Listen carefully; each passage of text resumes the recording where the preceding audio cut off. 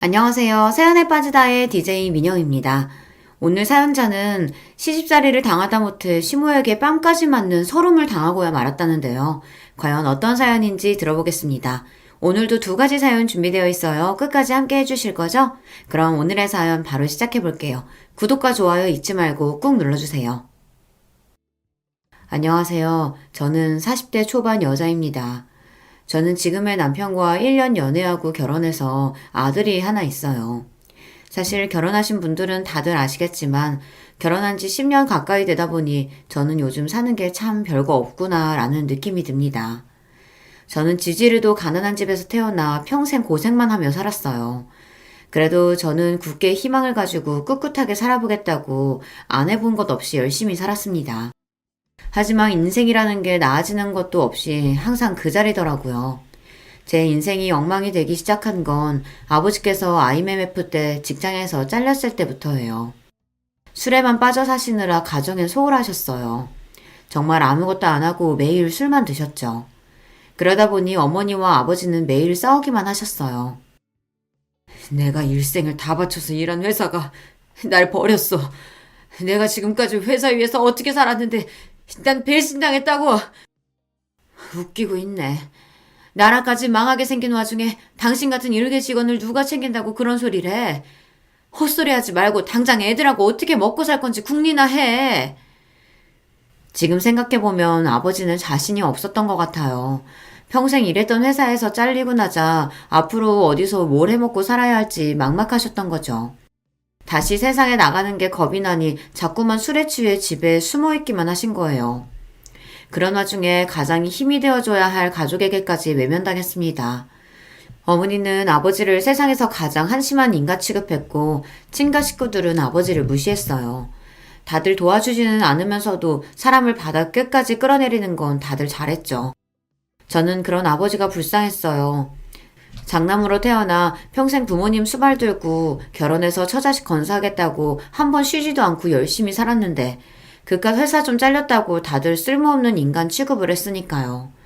그렇다고 아버지를 원망하는 어머니를 이해하지 못한 건 아니에요. 어머니도 졸지에 가장으로 나서서 돈을 벌어야 하는 상황에 놓이다 보니 원망할 사람이 아버지밖에 없었거든요. 어머니는 식당 일부터 청소일까지 안 해본 것 없이 다 하셨어요. 그런데 그것마저 어머니께서 사기를 당했습니다. 당시에 제가 고등학교에 다닐 때였는데 집까지 날려서 내 식구가 집도 절도 없이 여기저기 떠돌아다녀야 했습니다.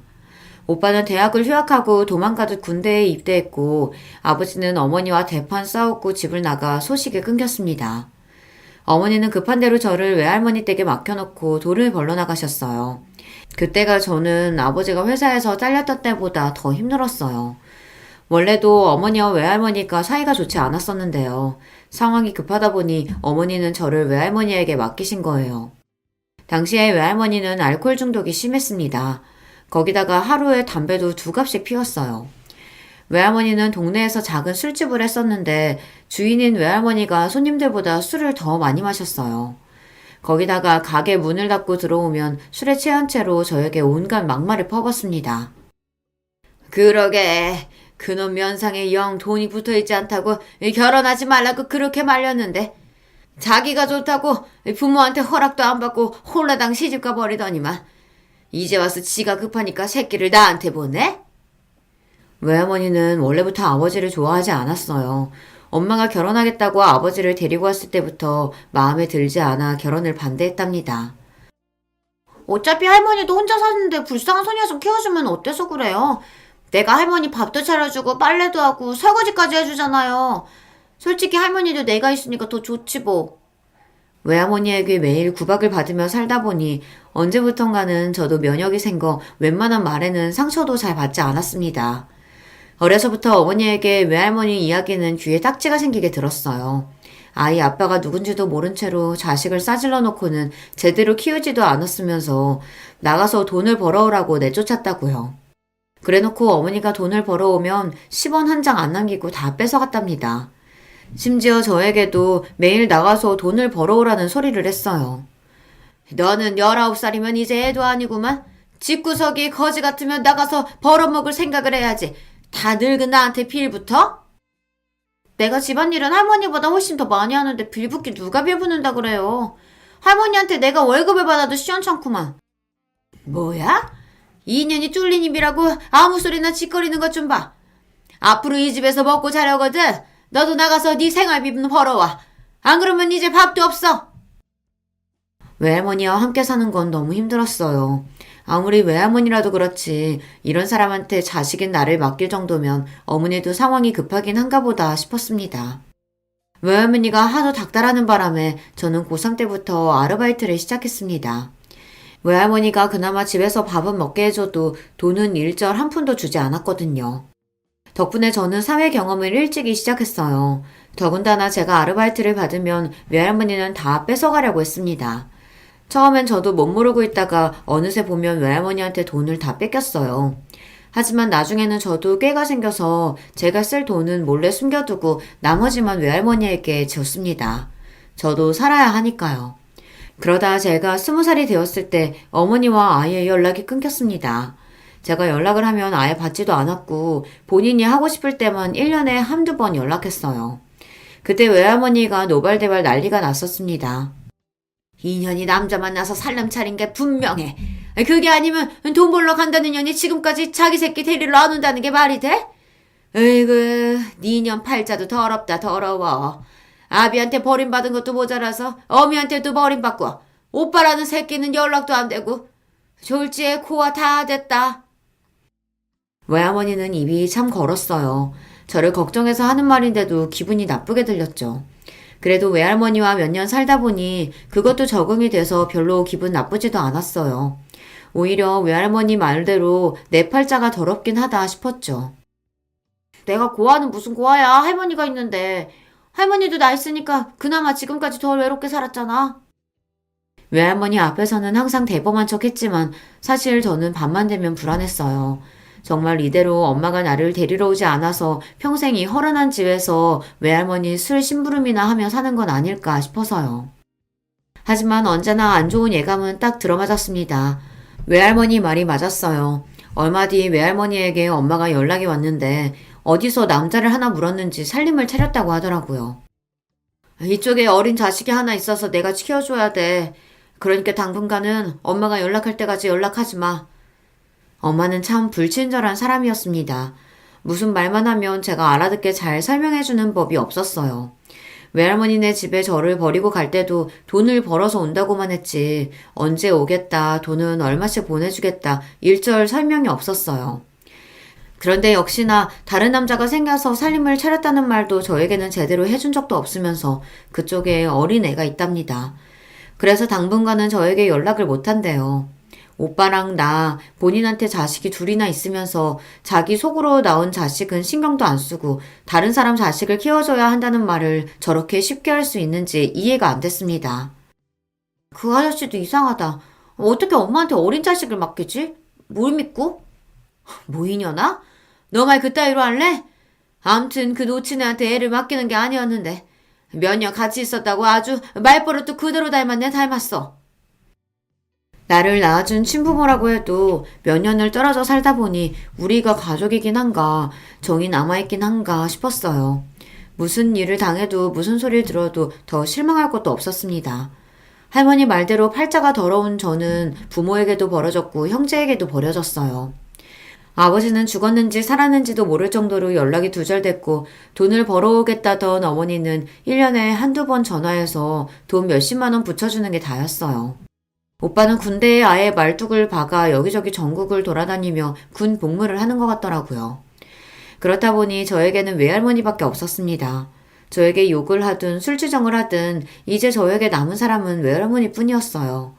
저는 집안 사정이 그렇다 보니 대학도 못 나오고 바로 취직해서 일을 했습니다. 제가 20대 초반에 외할머니께서 돌아가셨어요. 저는 외할머니가 돌아가실 때까지 그 집에서 같이 살았습니다. 그때까지도 어머니는 저를 데리러 오지 않았으니까요. 심지어 외할머니께서 돌아가시기 전에 간암으로 고생을 하셨는데 그때도 엄마는 한 번을 보러 오지 않았어요.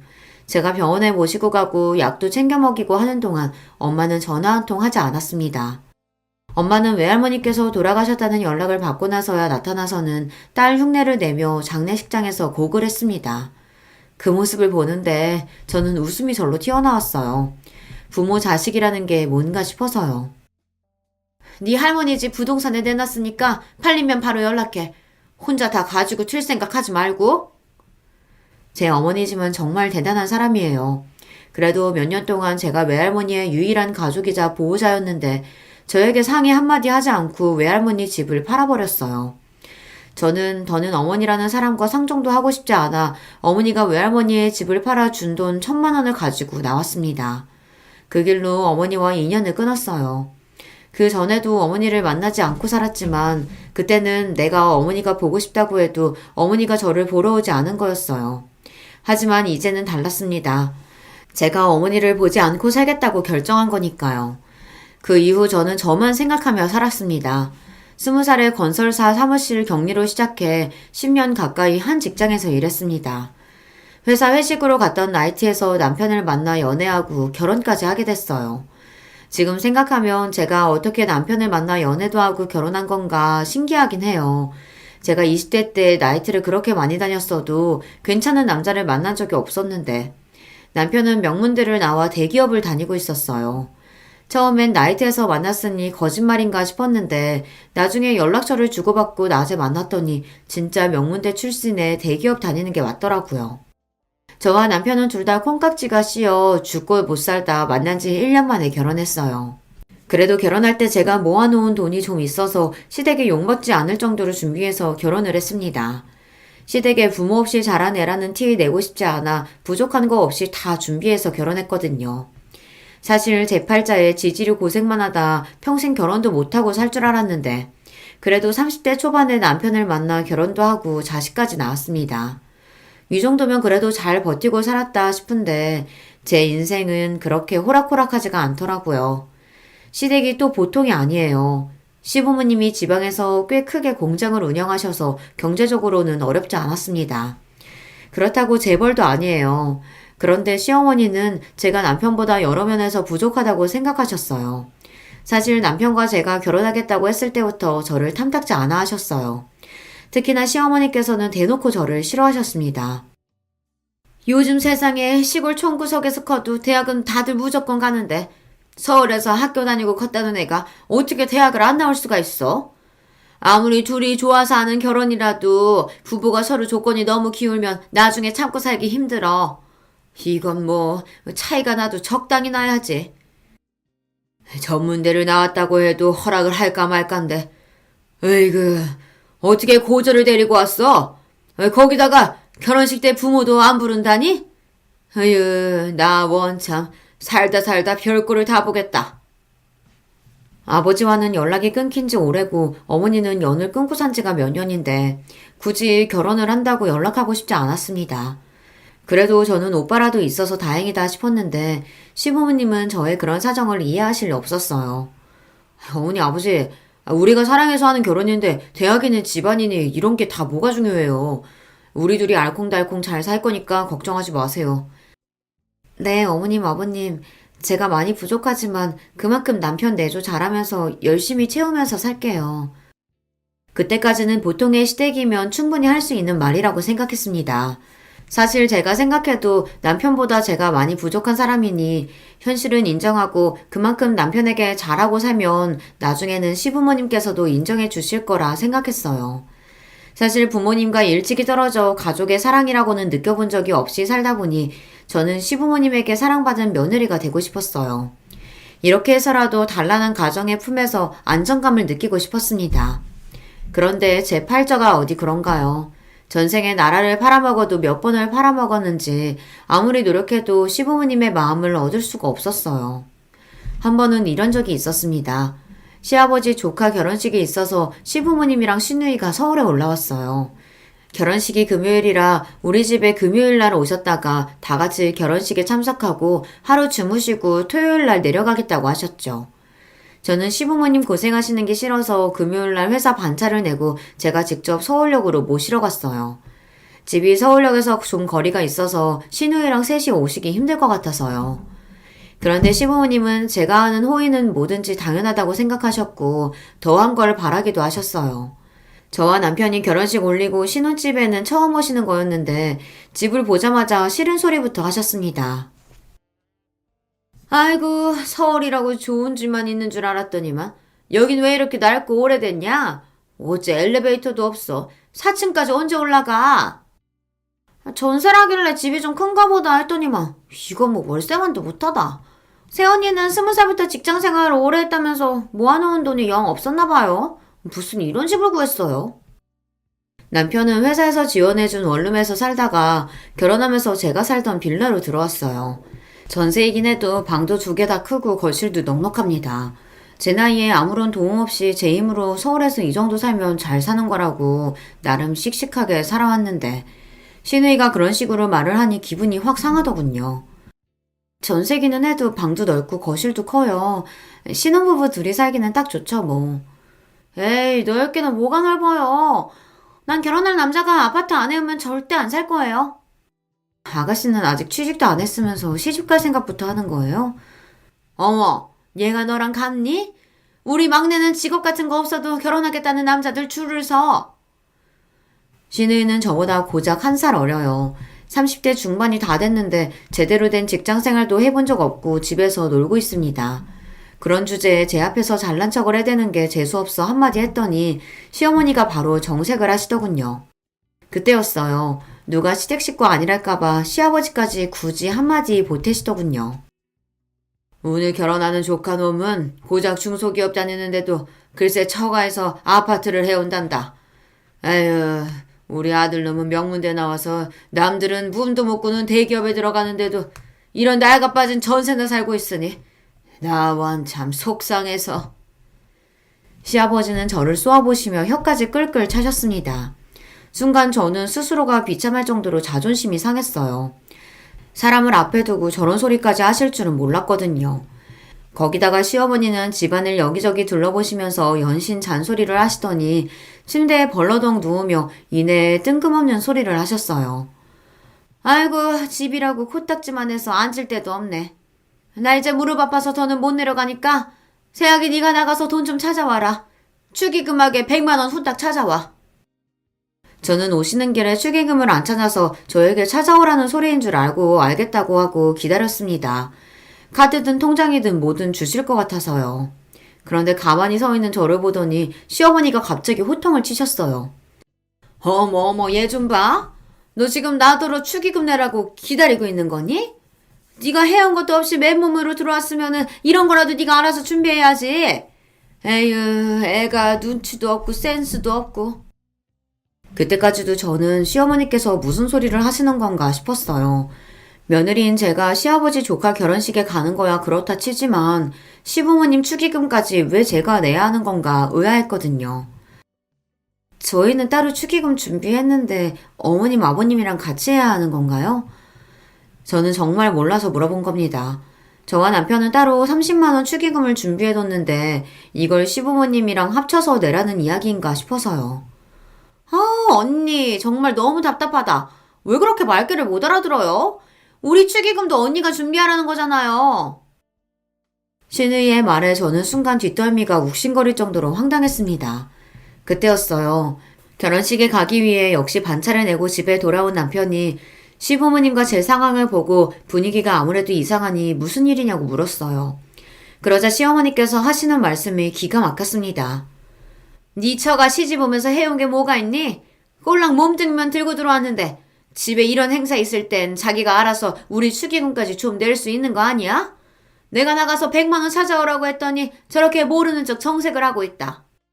시어머니는 저더러 본인들 축의금까지 내는 게 당연하다는 식으로 이야기했어요. 우리 오빠보다 훨씬 더 부족한 며느리 우리 엄마 아빠가 애써 참고 받아줬으면 돈으로라도 보상을 해야지. 세연이는 왜 그렇게 생각이 없어요? 저는 순간 너무 황당해서 어안이 다 벙벙했어요. 더군다나 더 기가 막혔던 건 남편의 태도였습니다. 축의금 준비 못했으면 말을 하시지. 그걸 왜 이 사람한테 그래요. 자기야, 나랑 같이 나가서 돈 찾아오자. 잠깐만 기다리세요. 금방 다녀올게요. 남편은 마치 제가 잘못하기라도 한 것처럼 연신 눈빛을 보내며 나가자고 했습니다. 남편은 결국 은행 가서 100만 원을 찾았어요. 그러면서 한다는 말이 가관이었습니다. 내가 우리 부모님한테 어떤 아들인지 자기도 알잖아. 내가 너무 귀하고 아까워서 그러시는 거니까 자기가 조금만 이해해줘. 나는? 나는 귀하고 아깝지 않아? 아무리 당신들 자식 귀해도 나는 남의 자식인데 이렇게 함부로 대하시면 안 되지. 남편의 말에 서러움이 폭발한 저는 눈물이 펑펑 쏟아졌습니다. 제가 대학을 못 나오고 부모가 없다시피 자란 게 제 잘못도 아닌데 이토록 무시를 당할 일인가 싶어서요. 우리 부모님 유난한 거 알잖아. 당신이 하나하나 다 서운하고 섭섭하기 시작하면 우리 부모님 상대하기 힘들어. 멀리 사셔서 자주 보는 것도 아닌데 당신이 좀 참아야지 어쩌겠어. 남편은 연세 드신 시부모님은 절대 변하실 분들이 아니니 저에게 참아야 한다고 했습니다. 그게 가정의 평화를 지키는 일이라고 했어요. 처음엔 저도 시부모님과 시누이를 상대하는 게 너무 힘들었어요. 제가 아무리 잘하려고 해도 시댁 식구들의 마음에는 제가 남편보다 많이 모자라고 부족한 애라는 전제가 깔려 있으니 저를 좋게 봐주실 생각이 없었죠. 남편 말대로 멀리 살아 다행이지 가까이 살면서 자주 만났다라면 저는 아마 견디지 못하고 남편과 헤어졌을 거예요. 그나마 1년 중 명절이나 집안 행사가 있을 때만 보니 그날만큼은 내가 보살이다 생각하고 꾹꾹 참는 수밖에 없었죠. 그런 와중에도 시부모님은 저를 괴롭히지 못해서 안달이었습니다. 시댁에 큰일이 있을 때마다 너무도 당연하게 제가 돈을 내야 한다고 생각하셨죠. 너는 애가 뉴스도 안 보냐? 시부모님 사는 동네에 비가 쏟아졌다는데 어떻게 며느리라는 애가 전화 한 통을 안 해? 아버님 죄송해요. 준우가 요즘 낮밤이 바뀌어서 통 뉴스 볼 시간이 없었어요. 비 많이 와서 피해가 있으셨던 거예요? 제가 어떻게 지내는지 애는 잘 크는지 평소에 제 안부 같은 건 원래도 묻지 않으시던 분들이라 그러려니 했습니다. 애가 낮에 잔다고 너도 똑같이 낮에 자면 안 되지? 여자가 집안일도 싹 깨끗이 하고 남편을 챙겨야지. 시아버지는 언제나처럼 잔소리를 늘어놓으셨어요. 그러더니 본론을 이야기하시더라고요. 비가 많이 와서 담이고 뭐고 상태가 영 부실해서 공사를 좀 해야겠다. 내가 알아보니까 벽이랑 대문이랑 새로 하면 돈 1,000만 원 든다고 하니까 네가 좀 보내라. 상황이 급한 거는 알지만 지금 당장 1,000만 원을 전부 보내라고 하시니 저는 당황스러웠어요. 준우 아빠 퇴근하고 오면 상의해서 보낼게요. 상의는 무슨 상의야?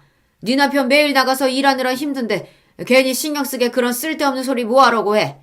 너 회사 그만두면서 받은 퇴직금이 있을 거 아니냐? 너는 부모도 없이 따로 돈 쓸 데도 없을 테니 그냥 좀 보내라. 시아버지는 자기 할 말만 뱉어놓고는 전화를 끊어버렸습니다. 이제 보니 시아버지의 목적은 제 퇴직금이었어요. 제가 아이를 낳으면서 10년 넘게 다닌 회사를 그만둔 거 아셨으니 그 돈을 뺏고 싶으셨던 거죠. 저는 시아버지의 태도에 기분이 상해 남편에게 말도 안 하고 돈도 보내지 않았습니다. 시부모님 집 공사하는데 돈을 보태드리는 거 자식으로서 어려운 일은 아니지만 평소 시부모님께서 저에게 하신 일들이 있으니 순순히 드리는 게 어쩐지 마음이 내키지 않더라고요. 그런데 그 다음날 시어머니에게 연락이 오고 그 다음날부터 시누이에게까지 연락이 왔어요. 애미 너는 시아버지가 그렇게까지 말했으면 알아서 연락을 해야지. 어쩜 아직 소식이 없냐? 네 주제에 우리 아들 같은 애랑 살게 해줬으면 고마운 줄 알아야지. 그깟 돈 1,000만 원이 아깝냐? 어머님 그런 게 아니고요. 제가 돈 해드리는 게 당연한 일이 아는데 왜 매번 말씀을 그렇게 하세요? 시부모님의 일방적인 막말에 저도 슬슬 지쳐갔습니다. 바쁜 남편을 대신해 매일 혼자 독박 육아하는 거로도 심신이 지쳐있는 상태였는데 시부모님에게까지 그런 소리를 들으니 저도 참기 힘들더라고요. 됐다 됐어. 친정이라고 막장인데 네가 뭘 배우고 컸겠니? 그깟 돈 주기 싫으면 말아라. 시어머니는 또 일방적으로 본인 하실 이야기만 하고 전화를 끊었습니다. 그러고는 시누이에게 전화가 왔어요. 내가 너무 열받아서 오빠한테 전화하려다가 언니한테 한 거예요.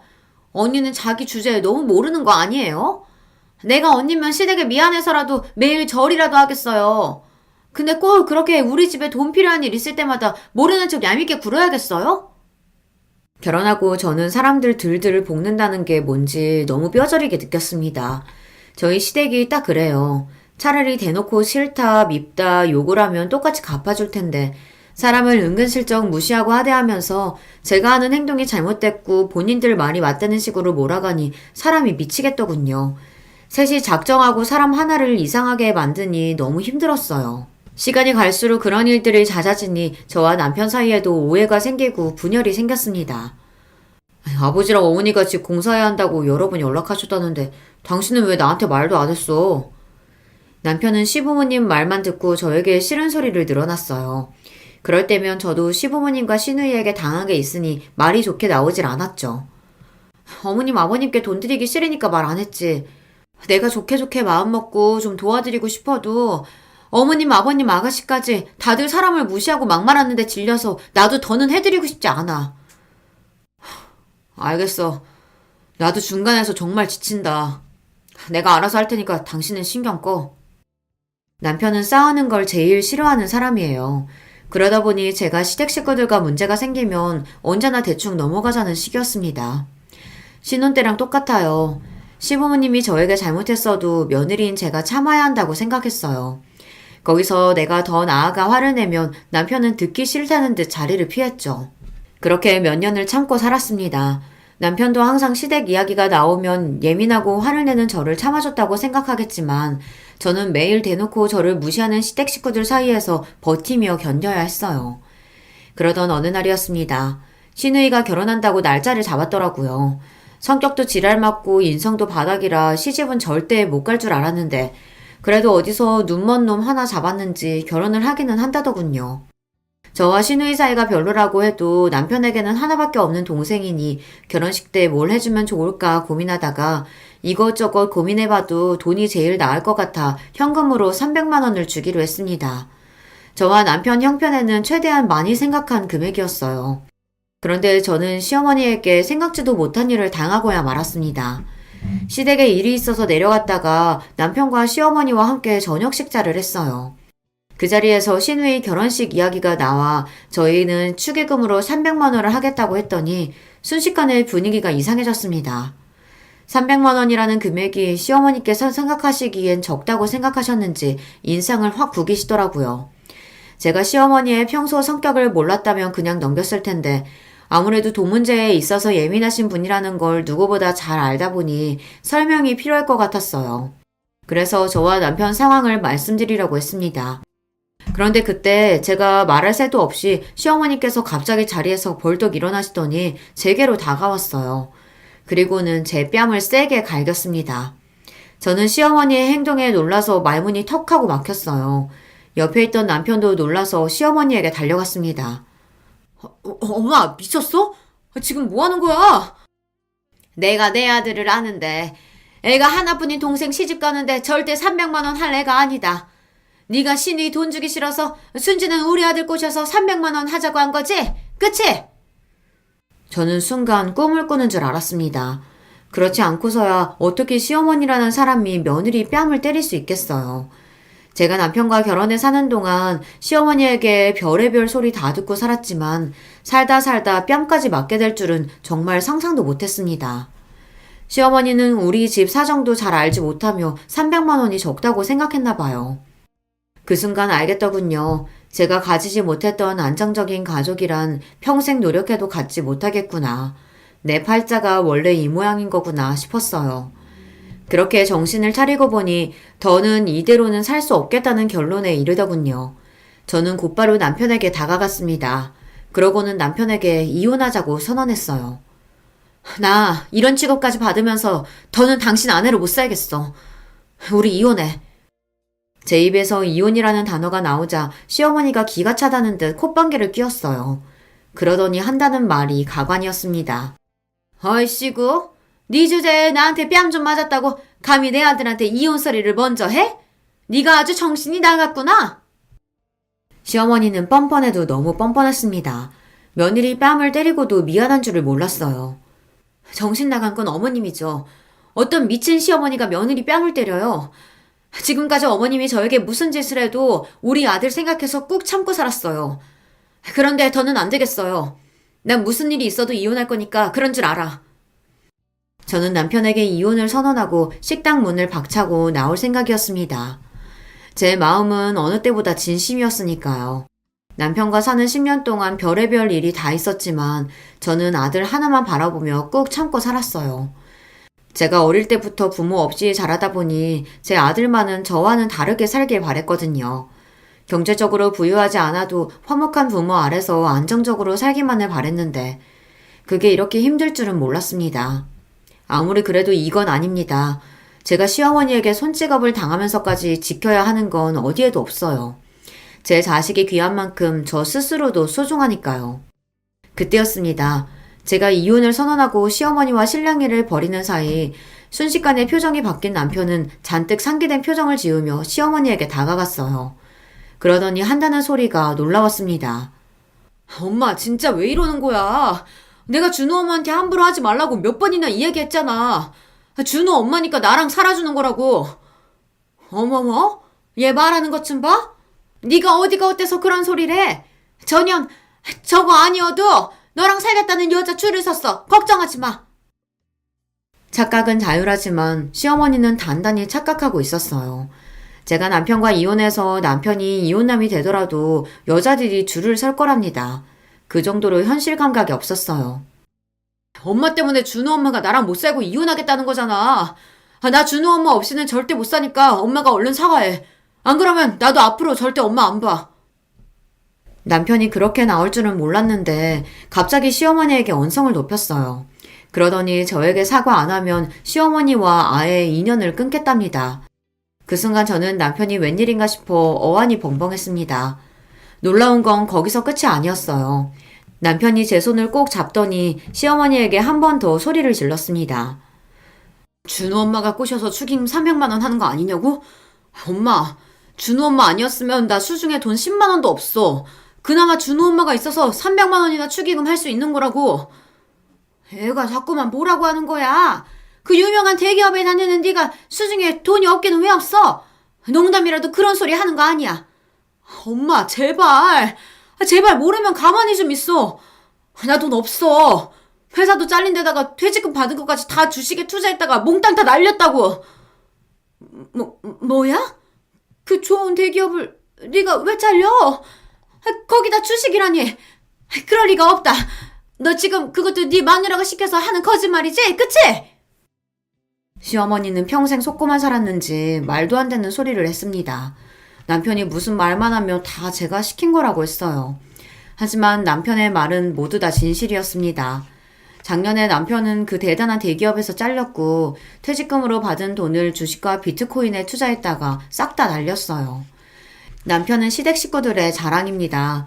시골 촌구석에서 태어나 학원도 한 번 안 다니고 서울의 명문대에 떡하니 붙은 것도 모자라서 이름만 대면 모두가 아는 대기업에 척척 입사한 대단한 아들이에요. 동네 자랑이 따로 없었죠. 집안에 온 기대를 받으며 살아온 아들이 부모도 없고 가진 것도 없는 저 같은 여자를 만나 결혼했다고 했을 때 부모님은 착잡했습니다. 안 그래도 제가 마음에 들지 않던 와중 말도 잘 안 듣고 고분고분하지도 않으니 시부모님은 어떻게 해서든 제 길을 꺾어보려고 했어요. 그런데 일찍이 산전수전 겪으며 살아온 저에게 그것마저도 쉽지 않았어요. 그러니 그 잘난 아들이라도 가지고 생색이라도 내고 살아보려고 했던 거죠. 그런데 그 잘난 아들이 회사에서 잘리고 말았습니다. 남편은 투자 이야기는 몰라도 회사에서 잘린 건 시댁 식구들에게 이야기하겠다고 했지만 제가 그러지 말라고 했어요. 시부모님에게 남편이 어떤 아들인지 누구보다 잘 아는데 그 잘난 아들이 회사에서 잘렸다고 하면 너무 속상해 하실 것 같아서요. 나중에 새로 직장을 구하고 나서 말씀드리자고 했죠. 그래서 남편도 시댁에 말은 못하고 끙끙거리고 있었어요. 사실 저도 처음엔 바로 직장을 구해줄 줄 알았는데 생각보다 재취업이 쉽지 않더라고요. 그동안 제가 열심히 일해 생활비를 충당하다 보니 남편이 저에게 많이 미안했어요. 더군다나 상황을 모르는 시어머니께서 툭하면 저를 무시하고 구박하시니 남편은 더 어쩔 줄 몰라 했습니다. 그 와중에 오늘 같은 일까지 생겼으니 남편은 더 불안했던 겁니다. 제가 세상 단호한 얼굴로 이혼하자고까지 했으니까요. 그래. 뭐 네가 회사에서 잘렸다고 하자. 그렇다고 그게 무슨 문제야? 너처럼 명문대 나오고 대기업까지 다닌 애를 어느 회사에서 마다하겠어? 분명 금방 취직될 거다. 걱정할 것도 없지 뭐. 엄마, 나 회사 작년에 잘렸어. 집에서 논 지 벌써 1년이나 됐다고. 그동안 준호 엄마가 나 대신해서 가장 노릇하느라 고생이 많았는데 엄마까지 제발 보태지 좀 마. 남편은 못난 아들 때문에 고생하는 며느리한테 잘해주지는 못할 망정 어떻게 따귀를 때릴 수 있냐고 따졌지만 뻔뻔한 시어머니가 그런 상황을 인정할 리 없었어요. 오히려 끝까지 본인은 잘못한 게 없다고 우겼죠. 에미니가 우리 아들 대신해서 몇 달 가장 노릇 좀 했다고 아주 어깨에 힘이 잔뜩 들어갔나 본데 그렇다고 한들 내가 네 뺨 좀 때렸다고 네 주제에 이혼 이야기까지 입에 올리는 건 아니지. 너보다야 내 아들이 100배는 아까운데. 엄마 제발 좀 그만해. 준호 엄마가 나보다 못한 게 뭐가 있다고 자꾸 그래. 누가 봐도 준호 엄마가 나보다 100배는 아까워. 아이씨구 너야말로 멍청하게 무슨 소리 하는 거야? 너는 명문대 나와서 대기업까지 다니데다가 멀쩡히 부모가 둘 다 살아있잖아. 근데 네 마누라 봐라. 고졸인 것도 기가 막혀 죽겠는데 부모라고는 죽었는지 살았는지도 모른다잖아. 어디서 굴러먹다가 왔는지 알게 뭐니? 또 저 소리였습니다. 이쯤 되니 제가 대학도 나오고 부모님도 멀쩡히 옆에 계셨다면 시어머니가 저를 대하는 태도가 달랐을까라는 생각부터 들더라고요. 저는 똑같이 김진하고 똑같이 남편의 아내인데 제가 좀 부족하다고 해서 이런 소리까지 들으며 사는 게 맞는 건가 싶어서요. 시어머니는 어디서 못되게 말하는 법을 배우기라도 하는 건지 말을 밉살맞게 참 잘합니다. 말만 잘하면 뭐예요. 눈치가 없는걸요. 준호 엄마가 부모가 없기는 왜 없어. 준호 엄마 멀쩡히 어머님 아버님 다 계셔. 얼굴 안 보고 산다고 없는 거 아닌데 왜 자꾸 그런 식으로 이야기를 해. 아이고 싸질러 낳기만 한다고 부모니? 자식을 책임지고 키워야 부모지. 저거 봐라. 애가 부모한테 보고 배운 게 없으니 자식도 있는 애가 저렇게 이혼 얘기를 쉽게 하지. 시어머니의 막말에 순간 간신히 붙잡고 있던 이성이 빠지지 끊어지고야 말았습니다. 저는 잔뜩 화가 난 얼굴로 씩씩거리며 시어머니의 코 앞까지 다가갔어요. 어머님은 자식을 그렇게 잘 키워서 딸녀는 평생 직업도 없는 백수로 키우고 아들놈은 돈만 있으면 주식이다 비트코인이다 그렇게 넣어서 다 날려먹는 막년이로 키우셨어요? 뭐? 놈? 너 지금 말 다 했어? 이게 애미애비한테 버려져서 큰 게 불쌍해서 받아줬더니만 너 말 다 했어? 시어머니가 제가 불쌍해서 받아줬다는 소리를 듣는데 정말 기가 막혀서 웃음이 다 나오더군요. 받아주긴 개뿔. 그리고 우리 부모님 나 안 버렸거든? 우리 아버지 아니었으면 우리 지금 이렇게 살지도 못해요. 아버지? 너한테 무슨 아버지가 있다 그래? 너 고아나 다름없는 애잖아. 고아라니 엄마 말 좀 조심해요. 얼마 전에 장인어른께서 우리 찾아오셨어. 그동안 연락 못해서 미안하다고. 준호 엄마랑 연락 못하고 지낸 세월 동안 장인어른이 안 해본 거 없이 고생하시다 자수성가하셔서 글쎄 서울에 건물이 2개나 있대. 이번에 나 회사 잘리고 돈도 다 날려서 전세금 올려줄 돈도 없었는데 장인어른이 바로 주셨다니까? 뭐야? 건물이 2개? 너 그게 사실이야? 정말 너희 장인이 나타났냐고? 남편의 말은 다 사실입니다. 얼마 전 아버지가 제 앞에 나타나셨어요. 저 자식을 버리고 집을 나가버렸던 아버지는 한시도 저와 오빠를 잊은 적이 없답니다. 몰래서라도 돈을 벌어 저희 앞에 나타나겠다고 다짐하셨대요. 그게 20년 가까이 걸리신 거예요. 20년이라는 긴 기간 동안 아버지는 하루도 쉬지 않고 열심히 일했답니다. 공사장, 인테리어 현장, 몸으로 하는 일이란 일은 다 하면서 기술을 배웠대요.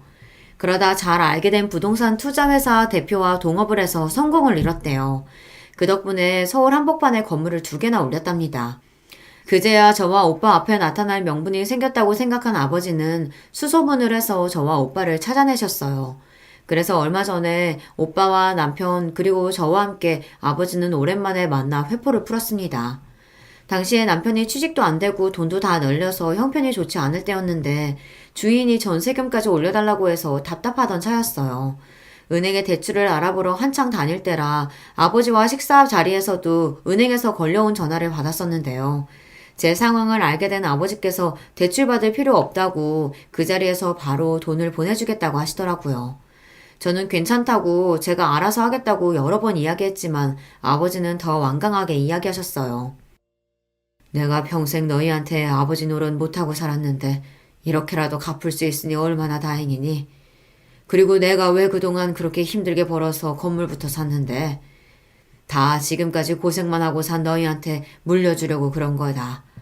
앞으로는 돈 걱정하지 말고 살아. 이 아버지가 다 알아서 해줄게.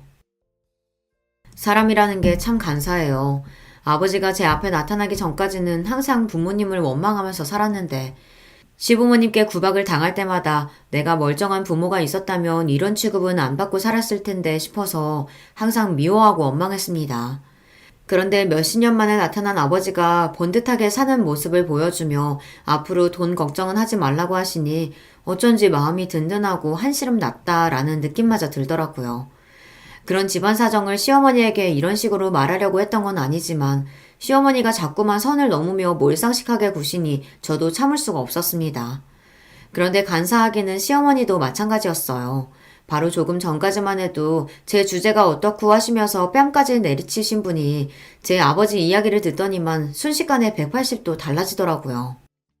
그런 사정이 있었으면 나한테 말을 하지 그랬어. 우리가 뭐 남인가? 아버지가 건물이 2개나 있으시면 나중에 아들하고 딸한테 하나씩 물려주시겠네. 그치? 사람이 어쩜 저렇게 염치가 없을 수가 있죠. 다른 걸 다 떠나서 사람이 양심이라는 게 있으면 제 앞에서 어떻게 아버지 건물 이야기를 하실 수 있을까 싶었습니다. 애미, 너 아까 이혼 이야기 꺼낸 건 괜히 나랑 네 남편 겁주려고 해본 말이지? 그치? 너희가 왜 이혼을 하니? 우리 준우 생각도 해야지. 시어머니는 정신이 나간 게 분명합니다. 만약 시어머니가 정말로 우리 준우를 생각했다면 그동안 저에게 그렇게 하시면 안 됐어요. 저는 시어머니와 단 1분 1초도 얼굴을 마주보고 싶지 않았습니다. 아니요, 어머니, 진심이에요. 어머님이 제 시어머니인 이상 더는 준우 아빠랑 못 살아요. 제가 뭐가 부족하다고 직업도 없고 돈도 없는 저런 남자랑 살아요. 저 이혼할 거예요. 저는 단호하게 이야기했습니다. 남편과 헤어질 거라고요. 사실 남편이 직장 생활에 불만을 가지고 투덜거리다가 잘리게 됐을 때도 주식과 코인으로 돈을 날렸을 때도 저는 이혼 생각은 해본 적이 없어요. 저희 부모님은 매일 돈 때문에 싸우는 모습을 자식에게 보여주다가 결국은 헤어지셨기 때문에 그게 자식에게 얼마나 아픈 상처인지 알아요. 그렇다 보니 저는 자식에게 저와 똑같은 상처는 주고 싶지 않았습니다. 가족이란 서로에게 힘든 일이 생겼을 때 돕고 의지할 수 있는 존재여야 한다고 생각했으니까요. 그래서 저는 남편에게 힘든 일이 생겼을 때 제가 돕고 의지가 되어주면 된다고 생각했어요. 그렇게 버티고 살다 보면 분명히 좋은 날이 올 거라고 기대했거든요. 그런데 제 기대는 산산이 부서졌습니다. 제가 지난 10년 동안 참고 버티며 살아온 결과가 어머님의 손찌검이었으니까요. 그런데 그 순간 남편이 말도 안 되는 행동을 했어요. 갑자기 제 앞에 무릎을 꿇고 앉았습니다. 여보, 준호 엄마, 제발 그러지 마. 나 당신 없으면 못 살아. 나 결심했어. 나 엄마 버리고 당신한테 갈게. 제발 나 좀 받아줘. 남편의 행동에 저는 기가 막혀 한숨이 절로 튀어나왔습니다. 남편에게 일어나라고 해도 남편은 안 일어나겠다고 우겼어요. 본인 부모와 지금 당장 연을 끊을 테니 이혼만은 하지 말아달라고요. 그 순간 더 충격적인 일이 일어났습니다. 남편의 행동에 기가 막히다는 듯 남편을 쏘아보던 시어머니가 갑자기 누나를 굴리더군요. 그러더니 남편 옆으로 다가간 시어머니가 본인도 무릎을 꿇었어요. 아이고 애미야, 내가 잘못했다. 내가 못 배우고 무식해서 너한테 절대 하면 안 되는 행동을 했어. 네가 너무 딸 같고 편하니까 그런 거지. 설마 내가 진심으로 무시해서 그랬겠어? 가족끼리는 원래 다 그러면서 친해지는 거야. 너 그럼 네가 좀 이해해줘. 순간 조금 전 먹은 음식을 다 토해낼 뻔했습니다. 생각지도 못했던 시어머니의 태도에 소름이 돋아 정말 속이 다 메스꺼렸어요. 바로 10분 전까지만 해도 사람을 개무시하고 제 뺨까지 때렸던 사람이 어떻게 저렇게 바뀔 수가 있죠. 저런 모습을 보고 나니 저는 더 화가 치밀었습니다. 저는 그 자리에 도저히 있을 수가 없어 아무 말도 하지 않은 채 식당을 나와버렸어요. 그러고는 바로 집으로 돌아왔습니다. 그 이후 어떻게 됐냐고요? 저는 아직도 이혼 소송 중입니다. 저는 집에 돌아오자마자 남편에게 이혼 소장을 보냈어요. 남편도 남편이지만 시어머니의 소름 돋는 행동 앞에서 다시는 시어머니의 얼굴을 보고 싶지 않았거든요. 반년 넘게 소송을 하면서 사실 저는 많이 지쳤어요. 저는 남편에게 이혼 소정을 보내자마자 아버지에게 연락해 아들과 함께 아버지 집으로 들어갔습니다. 아버지는 제 상황을 들으시더니 본인이 오히려 더 미안해 하셨어요. 내가 그렇게 엉망으로 살지만 않았으면 너한테 이런 일은 없었을 텐데. 이 아버지가 못나서 미안하다. 아버지에게 그런 이야기를 드리려고 한 건 아니었는데 본의 아니게 아버지를 속상하게 만들고 말았습니다. 그래도 아버지는 제가 이혼하겠다고 하면 응원해 주시겠다고 했습니다. 이혼하고 아버지와 함께 살면 되니 걱정하지 말라면서요. 저는 그런 아버지가 든든했습니다. 지금까지 살면서 부모든 남편이든 누구에게도 의지하며 살아와 본 적이 없었는데 이제라도 저에게도 비빌 언덕이 하나쯤은 생긴 것 같아 마음이 놓이더라고요. 하지만 남편은 아직도 이혼 생각이 없답니다. 소송 중 내내 이혼에 합의할 생각이 없다면서 저와 아들을 되찾고 싶어 해요. 여보, 나 취직했어. 대기업은 아니지만 그래도 경력직으로 들어간 거라 이제 당신이랑 우리 준우 내가 보살필 수 있다니까? 앞으로는 부모님이랑도 연 끊고 당신 말만 들으면서 살 거니까 제발 돌아와줘. 법원에서 만나기만 하면 남편은 저에게 절절히 고백을 합니다. 앞으로는 주식이든 비트코인이든 일절 신경 끄고 살 테니 믿어달라고요. 그런 모습을 보면 사실 저도 흔들려요. 남편이 철이 좀 없긴 해도 결혼 생활을 하는 동안 저와 아들에게 잘했거든요. 아들도 남편이랑 헤어져 있으니 많이 보고 싶어 하고 불안해합니다.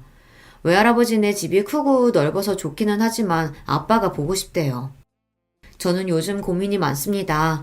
이대로 계속 소송을 하면서 이혼을 고집하는 게 맞는 건가 싶어서요.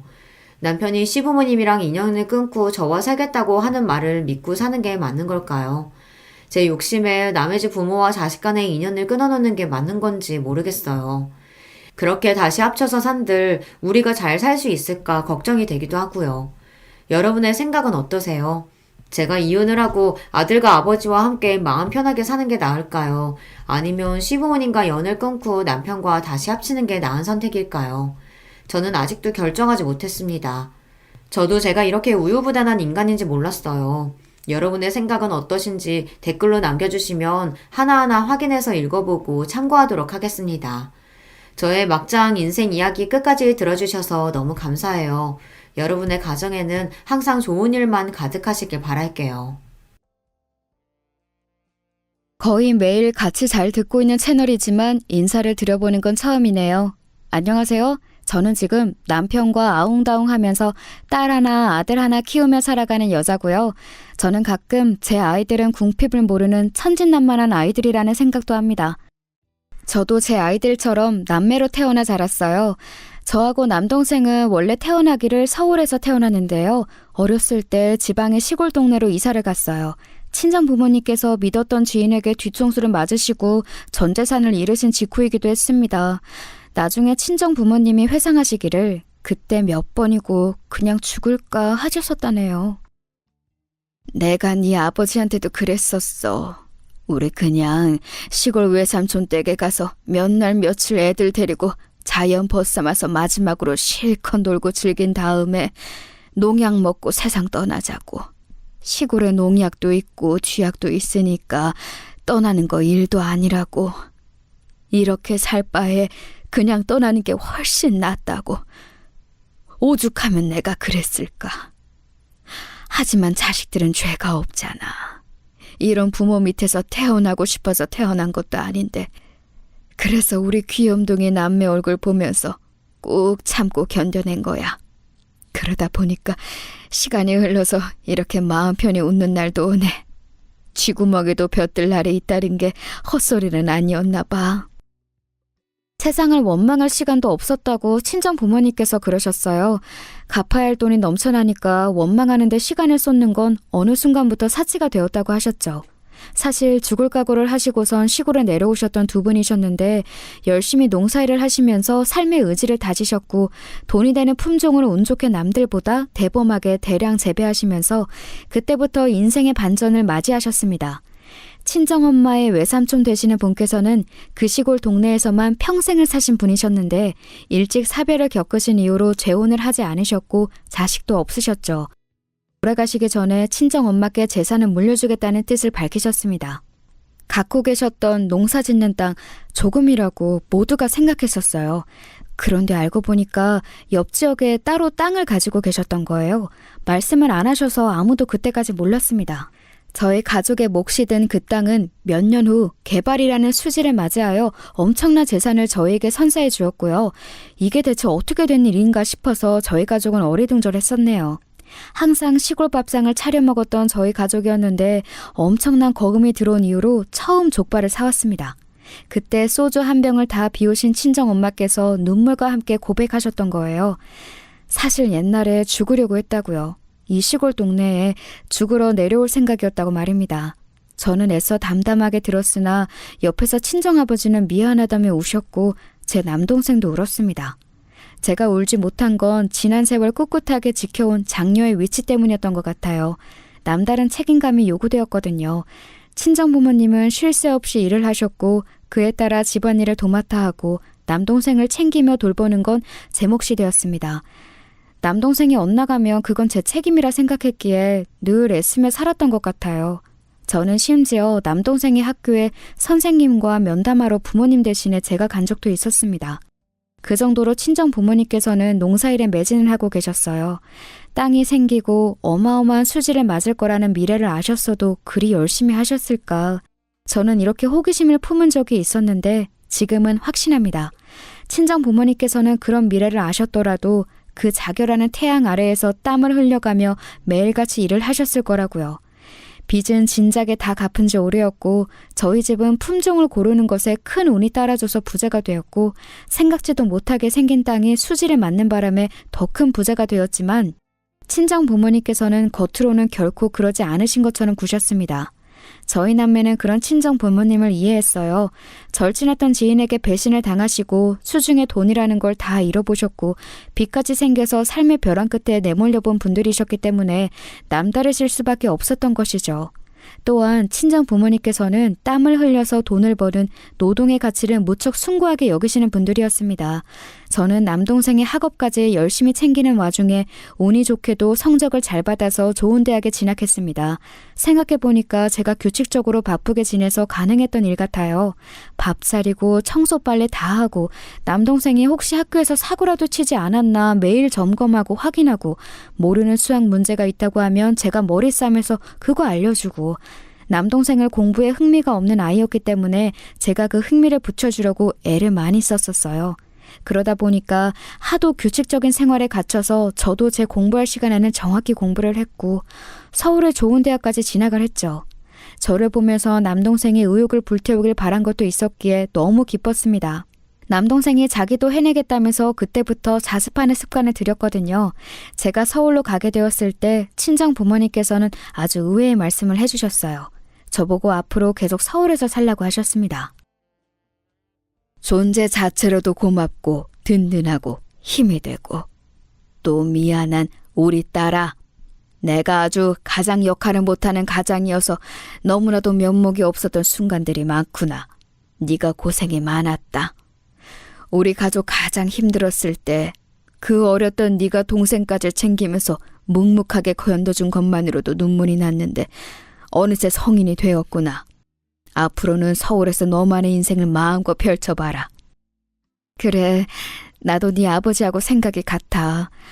너는 우리가 보기에 여기 생활이 맞지 않고 서울처럼 활발하고 시끄럽지만 수많은 기회와 선택이 기다리고 있는 도시 생활이 더 맞아 보여. 혹여나 효도하겠다고 나중에 좋은 기회 차버리고 집에 내려오겠다고 할까봐 걱정이 돼서 우리가 미리 당부하는 거야. 우리가 앞으로 체력 관리 든든하게 하면서 나중에 태어날 손주들이 다 자라서 결혼하는 그날까지 버텨볼 거니까 너는 여기 일은 아무 걱정 말고 너 하고 싶은 공부, 너 가고 싶은 직장, 네가 만나고 싶은 남자 이런 거 다 이루면서 살아. 우리가 뒤에서 받쳐줄 테니까. 알았지? 우리 딸? 저는 두 분께서 이렇게나 살가운 분들이셨나 싶은 마음에 그때는 좀 얼떨떨했던 것 같아요. 제가 집에서 동분서주하면서 노력해온 것들 솔직히 친정 부모님께서 모르시는 줄 알았어요. 그런데 다 알고 계셨더라고요. 성인이 된 딸을 위해 앞으로 어떤 지원이든 해주겠다고 말씀하신 든든한 부모님을 둬서 행복했습니다. 그리고 정말 부끄럽게도 그날에서야 저는 유심히 친정 부모님의 모습을 들여다보았어요. 그때 알았죠. 친정 부모님께서 또래의 다른 분들보다 최소 10살 정도씩은 나이가 들어 보이시는 것을 말입니다. 아직 그러실 나이도 아닌 것 같은데 왜 그렇게 흰머리는 나셨던지. 그동안 친정아버지의 머리는 원래 친정엄마께서 손수 잘라주신 것도 깨달았습니다. 그리고 친정엄마께서는 가끔 외지에서 시골에 봉사활동을 오면 그때 미용봉사를 받아 머리를 손질하셨고요. 아무리 시골이라지만 유행과는 한참 먼 두 분의 옷들도 그렇고 친정 부모님께서는 지난 세월 조금의 사치도 하지 않으셨죠. 미용실 가는 돈도 아까워하셨으니까요. 저는 그런 두 분의 모습을 가만히 오랫동안 제 눈에 담았습니다. 친정엄마께서는 당신의 외삼촌께서 돌아가시기 전에 그 댁에 걸어두셨던 가온 액자를 저희 집으로 가져오셨었는데요. 거기에는 정직, 겸손, 절제가 적혀 있었습니다. 저는 친정 부모님의 모습을 본받아 두 분이 유지를 받들 듯 지키시고 있는 그 가온을 저 또한 지키기로 하였어요. 누나로서 동생에게 늘 모범을 보여왔으니 제가 사치하지 않고 소탈하게 잘 살면 남동생도 따라할 거라고 믿었고요. 저는 서울에서 열심히 공부하며 살았습니다. 눈꽃 뜰 새도 없이 바쁘게 아르바이트 생활도 해보았고 친구들과 용돈을 모은 걸로 일본 여행도 떠나보았어요. 말 그대로 새로운 인생이 저에게 펼쳐졌음을 알았습니다. 제가 개척하는 저만의 인생 그림 너무 즐겁다는 생각이 들었고 제 자신을 믿으며 앞으로 나아가다 보니 목표로 삼았던 직장에도 들어갈 수 있었네요. 제가 서울에 계속 눌러 살기를 바라셨던 친정 부모님의 염원이 강하게 닿기라도 한 것인지 시간이 흘렀을 때 저는 도시 남자와 결혼을 했습니다. 그리고 어느 드라마 제목에서 묘사를 했듯이 남편 하나와 결혼을 했을 뿐인데 시댁이 넝쿨째 저에게 굴러 들어왔습니다. 아주 고고하게 구는 시댁 식구들이었죠. 아무래도 제가 시골 출신이라고 하니까 다들 저를 얕잡아 보는 분위기였습니다. 대학 잘 나오고 직장 잘 잡았고 그랬기에 망정이지. 아니었으면 언감생신 우리 아들하고는 급이 안 맞아서 만나지도 못했어. 우리 엄마 말이 맞아. 올케 솔직히 내 동생보다 올케가 한참 수준 떨어지는 거 알지? 나는 누나로서 좋은 가슴이 아프네. 올케가 앞으로 노력 많이 해줬으면 좋겠어. 차이나는 수준을 채우려면 노력이 필요한 거잖아. 결혼하고 얼마 안 되었을 때 이때가 사실 가장 정신이 없기도 하고 설레기도 하고 그렇잖아요. 그런데 저에게 시어머니와 시누이가 차례로 멋진 발언을 해주셔서 덕분에 제 어이가 상실되었답니다. 시아버지께서도 저를 썩 탐탁스레 여기지 않아 하셨지만 사내대장부의 길을 함부로 꺾어 놓는 거 아니라고 하시면서 남편이 워낙 저하고 결혼을 하고 싶어하니 그 뜻을 따라주겠다고 하시며 저를 허락해 주셨었죠. 남편이 완강해서 시어머니께서는 차마 이 결혼 별로인데 라는 속내를 못 밝히셨던 것 같아요. 그런데 제가 나중에 든 생각은 차라리 진작 그 속내를 밝혀주셨다면 제가 결혼하고 나서 뒤통수 얼얼해지는 일은 없었을 것 같더라고요. 저는 시어머니께서 원래 그렇게 미간이 살짝 찌푸려진 인상이고 한숨을 습관적으로 쉬시는 분인 줄로만 알았지 뭔가요? 그런데 제가 마음에 안 들어서 그러신 거였다는 것을 황당하게도 저는 결혼 후에 알아버린 겁니다. 제 친정이 전혀 어렵지 않는 집안이라는 것 정도는 시댁에서도 알았습니다. 그러나 굉장히 형편이 넉넉한 집안이라는 것까지는 알지 못했어요. 결혼 과정이 얼렁뚱땅 흘러버리는 바람에 제가 굳이 공개할 이유를 찾지 못했고 제가 일구어낸 저의 결과물인 재산이 아니니까 자랑스레 떠드는 것은 말도 안 된다고 생각했기도 했었어요. 제가 저희 부모님의 자식이라서 생각하는 게 비슷했나 봐요. 안 떠벌리고 조용조용히 있었네요. 비상금은 없는 돈이라고 생각해야 편하다는 말처럼 저는 친정의 그 재산, 저와 크게 상관없는 것이라고만 여겼습니다. 그거 없이도 결혼하는데 아무 지장 없었고요. 남편하고 둘이 취향 같은 게 서로 잘 맞아서 아기자기한 신축 빌라에서 반전세 2년 계약으로 우선 결혼 생활을 시작하는 것도 의견이 일치했고 간단한 살림만 우선 놓고 살자는 것도 손발이 척척 맞았습니다. 여러분 혹시 피규어가 뭔지 아시나요? 모르시는 분은 인터넷까지 갈 것 없이 유튜브에 검색만 해보셔도 뭔지 바로 아실 거예요. 남편의 유일한 취미는 피규어 수집이었습니다. 그 작디 작은 게 어찌나 비싸던지 남편은 작지만 사치스러운 취미 그것 하나만 충족되면 다른 것은 허접해도 상관없다고 여기는 남자였어요. 그래서 저와 아기자기한 시작을 할 수 있었던 것 같아요. 남편의 누나인 시누이는 그런 저희 부부를 약간 비웃었습니다. 아휴, 내가 대학생 때 친구하고 자취했던 집이 딱 그 수준이었는데 두 사람 너무 동네 위치만 따진 거 아니야? 집이 멋지지가 않잖아. 사람들 데려와서 구경도 시켜주고 자랑도 하고 좀 그래야 재미가 있는 건데. 신혼집이 너무 격떨어져서 웃기기도 하고 안타깝기도 하고. 나는 아무튼 좀 그래.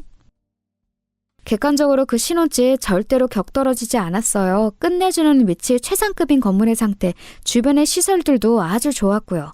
그러니까 신우이는 그냥 저희 부부를 비꾸면서 내가 더 잘났다고 자랑질을 하고 싶은 것에 지나지 않았죠. 나이 들어서 유치한 싸움을 하지 않게 됐지만 잘할 때는 자기 누나와 치고받고 싸운 적까지 있다는 것을 고백한 남편은 신우이의 비꼬는 인사에 무시로 나가겠다고 하였고, 신혼부부의 금수를 자랑하기 위해서 저 역시 남편과 똑같이 커플로 행동하기로 했어요. 신우이가 너희 부부보다 우리 부부가 더 잘 산다고 오스대는 것에 계속 무시로 일관했습니다. 그랬더니 슬슬 약이 올라하더라고요. 시어머니께서 딸보다는 아들을 기본적으로 아끼시는 분인지라 그런 분께 자기 동생 욕은 못하겠으니 제 욕을 해댔습니다. 가뜩이나 저를 마음에 안 들하고 계셨던 시어머니께서는 옳다구나 판버려보자 하시면서 그때부터 가열차게 저를 눈엣 가시로 여기셨습니다.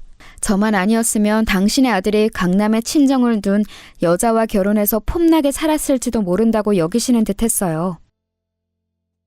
아휴, 어디 경기도 시골도 아니고 경상도에서도 깡시골인 동네가 웬 말이니? 우리 집은 시골과 연을 두는 건 반길 일이 없는 집이야. 농작물이고 뭐고 죄다 마트에서 사다 먹는데 무슨 콩고물 떨어지는 걸 기대하겠어? 지저분하게 시골 농작물이라도 받을 생각을 하니까 소름이 돋으려고 하네. 아휴, 마트에서 사다 먹는 게 깔끔하고 좋아. 시어머니께서 그런 혼잣말을 크게 제 옆에서 하셨을 때 저는 하마터면 어머님 누가 여쭤봤나요? 라고 외칠 뻔했습니다. 아무도 안 궁금해한 내용을 혼자 떠드시는 저희가 무엇인지 굳이 알고 싶지는 않았네요. 저는 남편과 깨를 볶는 신혼생활을 하고 있었으므로 주말에 불려간 시댁에서 고된 설거지에 당첨돼도 별로 불만은 없었네요. 남편은 처음부터 계속 요지부동 오로지 저희 편이었으니까요.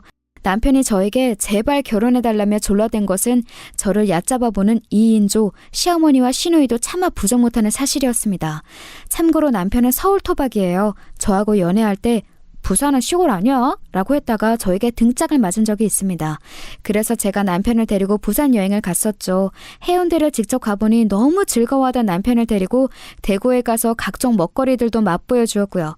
어느 때에는 전라도에 내려가서 멋들어진 자연 관광지를 쫙 돌았습니다. 그랬더니 지방 여행에 남편이 눈이 확 트인 거예요. 모르고 살았는데 나는 이런 거를 너무 좋아하는 것 같아. 너랑 살면서 평생 이런저런 곳 구경하고 놀러 다니면서 살고 싶어. 어느 날 남편이 유독 수줍은 기색으로 저에게 그런 말을 했을 때 처음 알았었죠. 이 남자가 저와 결혼을 하고 싶어 한다는 건 말입니다. 제가 명색의 시골 출신이기 때문에 남다르기는 했습니다. 남편의 길을 걷다가 와, 로즈마리가 있네? 허브가 길가에 막 놀렸어. 이랬을 때 제가 알려주었죠. 자기야, 그건 쑥이야. 냄새를 맡아보면 알잖아. 그랬더니 남편이 화들짝 놀라더군요. 어느 날은 해사한 분홍 색감의 꽃을 보면서 색이 신비롭다. 이런 특이한 꽃은 이름이 뭘까? 라고 하길래 제가 고민하다 정답을 알려주었습니다. 자기야, 그거 장미야. 장미가 빨간 장미, 흰 장미만 있는 게 아니라서 그런 것도 장미과에 속해. 그때 남편의 눈이 튀어나오려고 했었죠. 그 정도로 남편은 자연이라든지 아무튼 그런 것에 문외한이었어요. 저하고 다니는 걸 무척 즐거워한 이유였죠. 남편은 멀리 여행이라고 해봤자 학교 방학 때 자기 사촌들이 살고 있는 독일에 다녀오는 게 전부였고 군대 가기 전에 미국 여행을 2주 다녀온 게 큰일이라고 했습니다. 아, 독일에 친척 좀 산다는 것이 시댁의 주된 자랑거리이기도 했네요. 남편은 계속 공부만 하느라 바쁜 인생을 살아온 사람이었어요. 집안의 기대에 압박을 너무 많이 받아온 거였죠. 학교와 학원만 오가면서 학창시절을 다 보냈고 대학교 때는 좋은 직장을 목표로 하느라 정신이 없었고요. 집안에 대들보인 아들이 해내야 한다고 시부모님께서 하도 그러셔서 남편은 그것에만 집중하며 살아왔다고 합니다. 괜찮은 직장에 들어가서 자리를 잡고 나니까 내 인생은 뭘까? 이 다음에는 이제 뭘 해야 할까 고민이 되었고 그때 저를 만나면서 인생의 활력을 새로 찾은 거였어요. 남편이 결혼만큼은 자기 뜻대로 꼭 밀어붙인 게 그 때문이었고요. 결혼 후에 저를 여러모로 못마땅해 하시는 심정을 드러내신 시어머니께서는 어느 날 제 학력을 가지고도 걸고 넘어지셨는데요. 그건 제 학력이 부족해서가 아니었습니다. 너를 보면 시골은 확실히 대학 가기가 쉽고 유리한 것 같구나. 네가 어떻게 우리 아들하고 같은 대학을 갈 수가 있었을까? 그게 다 시골 전형인지 뭔지 하는 게 있어서야. 네? 어머님, 저는 오빠하고 같은 대학 안 나왔는데요. 뭔가 잘못 아신 것 같아요. 나도 알아. 다른 대학이긴 한데 수준이 같으니까 그냥 그렇게 말을 한 거야. 대학에 급이란 게 있잖니? 그 급이 같으니까. 굳이 급이라는 걸 따지신다면 제가 졸업한 대학이 더 급이 높은데요. 하늘 밑에 땅이 있는 법이잖아요. 우리나라 3대 명문 서울대, 고려대, 연세대를 묶어서 스카이라고 하죠. 스카이는 하늘이라는 뜻이니까 제가 그렇게 슬쩍 비유를 한 겁니다. 저는 스카이를 나왔지만 남편은 아니라는 거였어요. 그러자 비유를 알아대신 시어머니께서 얼굴이 막 빨개지셨습니다. 불러온 시댁에서 저는 대파다발을 손질 중이었는데 시어머니께서 대파 한 대를 들어서 그걸로 제 머리를 치셨어요. 이 머리통, 분명히 우리 아들보다 못한 게 들어있을 텐데. 그래야 하는데 왜 시골 청구석에서 학원도 하나도 안 다녔는데 우리 아들보다 좋은 대학을 갖고 난리야? 갑자기 대파로 머리를 맞은 저는 하나도 아프지는 않았지만 기분은 나빴죠. 그러나 시어머니께서 잔뜩 약이 오르신 얼굴을 하고 계셨기 때문에 저는 따지지 않고 그냥 가만히 있었습니다. 사실 하늘 밑에 땅이라는 비유도 참고 가만히 있을 수 있었는데요. 저를 얕잡아 보시는 게 너무 속이 상했던 나머지 입에서 막 튀어나가 버린 것이었네요. 어쨌든 대파로 맞고도 가만히 참았건만 시어머니께서는 그날 이후로 저를 야근년이라고 하셨습니다. 저에게 대놓고 그리 부르지는 않으셨지만 제가 그걸 어떻게 알았는가 하면 시누이가 말해줘서 알았습니다. 우리 엄마가 옳게 보고 자꾸 야근년이라고 하면서 말씀을 하시는데 내가 다 미안해 옳게. 우리 엄마가 좀 기분 파여서 그래. 기분 풀어지면 다시 호칭 원상복구 될 테니까 걱정하지 마. 맞다. 원래 호칭은 근데 뭐였지? 야근년 말고 시골년? 이거였나? 네. 형님은 저에게 별걸 다 알려주시네요. 친근감의 표시라고 생각하고 좋게 받아들일게요. 당연히 좋게 받아들여야지. 나쁘게 받아들인다는 선택지도 있었던 거야? 옳게 시골 순박한 여자인 줄 알았는데 우리 엄마의 눈썰미대로 야근년이 맞나 봐. 황당하게 얄미운 소리를 하면서 사람 속을 긁어놓는 시누이는 저와 처음 보는 자리에서도 범상치 않은 면모를 보인 바 있는 사람이었습니다. 그때 저에게 했던 말이 뭐였더라? 자기는 백화점 말고 다른 곳에서도 쇼핑이 가능하다는 걸 안 지 몇 년 안 되었다고 했던가? 뭐 대충 그런 소리를 하면서 저보고 시골에도 선크림이 있는 건지 살이 별로 안 탄 것 같다고 했었죠. 제가 대학을 서울로 와서 그 이후로 계속 주로 서울에 살았건만 웬 시골 선크림 이야기인가요? 백화점 말고 다른 데가 있는 줄 몰랐다는 건 자기가 우물안 개구리라고 광고하는 꼴처럼 보였습니다. 너무 기가 막혔는데 그게 다 의스대는 것이라는 것을 알고는 그냥 적당히 맞춰줬습니다. 자기는 서울도시 깍쟁이 여자이고 없이 살아온 적 없는 집 자식이고 결혼 잘해서 돈 잘 버는 남편 둔 사람이라는 걸 저에게 과시하고 싶어 했어요. 시누이의 남편, 그러니까 제 시매부는 장사를 하는 사람이었습니다. 당시에 젊은 사람들에게 엄청 인기 많았던 카페, 그리고 일본식 덮밥 식당을 동시에 운영하는 수완 있는 사업가로 볼 수 있었죠. 카페와 식당이 한 건물에 있었기 때문에 가게들의 상황을 면밀히 체크하면서 시매부가 관리를 잘했습니다. 기본적으로 그 건물 위치가 서울 강남 한복판이라는 게 엄청났고요. 사위 잘 두었다고 시부모님께서 어깨에 힘이 들어가 계셨음은 뻔한 일이었습니다. 네가 광고하는 것 같아서 새삼 알려주는 건데 내가 바로 강남에서 잘 나가는 사업장을 둔 성공한 젊은 사업가의 장모 되는 사람이야. 너는 이런 의미가 대관절 뭔지는 알겠니? 네? 좋은 의미 아닐까요? 저도 덕분에 가서 덮밥 먹어보고 카페 음료도 마셔봤는데요. 맛도 훌륭하지만 인테리어를 감각적으로 잘 해놔서 인기가 많은 것 같았어요. 센스가 대단한 가게들이었습니다. 저희 동네에도 그런 거 생기면 좋겠다 싶더라고요. 그 동네에 생겨봤자 뭘 하겠어? 강남이니까 대단해 보이고 그렇게 손님이 바글바글한 거야. 바로 강남이니까. 아이고 이 시골 촌거사. 하여간 얘는 자기가 얼마나 대단한 집안에 시집을 온 건지도 전혀 자각이 없어요, 자각이. 시어머니께서는 직장 잘 잡은 사람 위에 강남에서 성공한 사람이 있고 더 그 위에는 강남에 건물이 있는 사람이 있다고 했습니다. 모름지기 강남에 집이 있고 건물이 있는 것보다 후련하게 속편한 인생은 없다고도 하셨죠. 그런 야욕을 가지고 살아가야 하는 법인데 저를 보면 한가한 시골 풍경이나 그려지는 것 같아서 속이 답답하다는 말씀도 하셨던 것 같네요. 자기를 싫어하는 사람 앞에서 주눅들지 않기란 어려운 법이었어요. 게다가 저는 며느리 입장이었으니 왠지 시댁의 미운 털부터 박힌 채로 결혼 생활을 했음이 실감이 나서 약간은 주눅이 들고 말았습니다. 지방에 본가를 두고 대학이나 직장 때문에 서울에 올라왔다가 눌러 사는 사람이 얼마나 많은데 왜 저만 그렇게 시골 사람이라고 폄하시면서 못마땅해 하시는 건지 너무 속이 상하기도 했어요. 남편은 시골이든 뭐든 다 좋아라고 하는 사람이었기에 혹시 시어머니께서도 속으로는 시골을 너무 좋아하시지만 뼛속까지 도시 여자인 척 하시려고 일부러 그러시는 걸 수도 있다는 생각이 잠시 들었습니다. 그래서 저는 주말을 이용해 집에 내려가 있다는 남동생에게 부탁해서 예쁜 시골집의 전형인 저희 친정집의 전경과 그 일대의 풍경 사진들을 찍어서 보내달라고 그랬어요. 그리고 남편에게 멋진 사진을 추려달라고 한 뒤 그걸 시어머니께 보여드렸습니다. 어머님, 결혼식 전에 영상으로만 제 친정집을 보셨었죠? 제가 사진을 가지고 와봤어요. 이렇게 보시는 게 더 좋을 것 같아서요. 마을 풍경이 정말 고즈넉하고 예쁘죠? 사진 작가들도 종종 와서 작업을 하고 갈 정도예요. 아, 바로 여기 마당에 화분 쫙 있는 집이 제 친정집이에요. 모퉁이에 나온 이건 뭐야?